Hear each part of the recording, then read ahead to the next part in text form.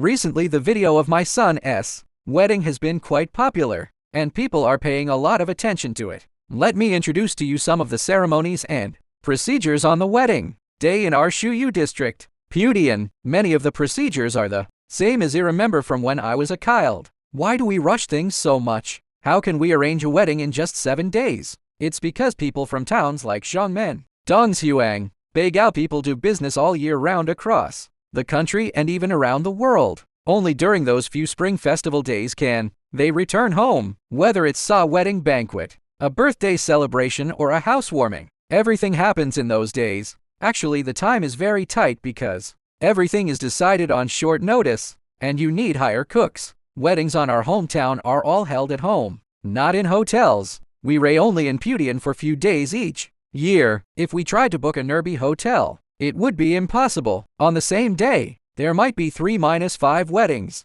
Of course, everything must be prepared well in advance. On the wedding day, starting in the morning at about 10 o'clock, we gather a group of our relatives. First, there are 8 people for women and 4 men who are specially sent to finalize the engagement. And what are the other 8 people for? They are specially for moving things. In the past, things like appliances and furniture had to be moved by these 8 people. But now take me for example. My house is already full of furniture, so these appliances and furniture aren't needed. This tradition has been dropped. In the afternoon, we go to fetch the bride. This is also why the tradition of valuing sons over daughters is so strong there. For example, if you want to drive the wedding car, you must have asin to do it. If you don't have asin, it's not allowed. It's an unwritten rule, as everyone knows. In the past, bicycles were used to fetch the bride. Later it changed to motorcycles. Now everyone uses cars. Now we send a group of young men over because at the bride's home,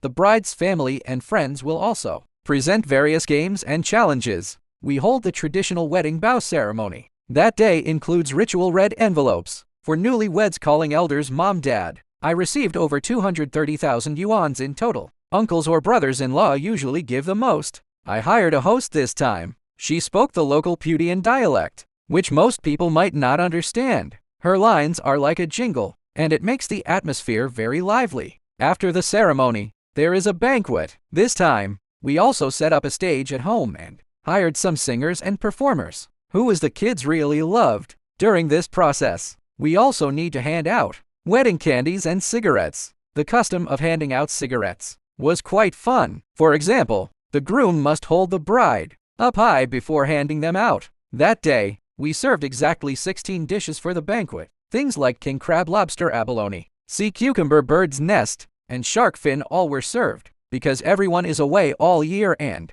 only returns during spring festival, we all make these banquets especially lavish. But the most fun part was the bride's return visit home on the second day. For the return visit on the groom's side, we give red envelopes during the ceremony and present cigarettes to the bride's relatives. So do you know how many cartons of cigarettes we gave when our second son got married? 150 cartons. For the return visit on the second day, the bride's family also holds a relatively grand ceremony, usually at noon. I saw that everyone noticed every traditional bed in our home. That bed must be at least a few decades old. Actually, it's used for the ceremony. The wedding ceremony must use this kind of bed. Those modern beds can't be used for it. In other places, the first time wedding is at noon. It's said that the remarriages take place in the evening, right? But now not just remarriages. Even first-time weddings are held in the evening. The evening has its advantages. People can drink more freely. We have a special feature.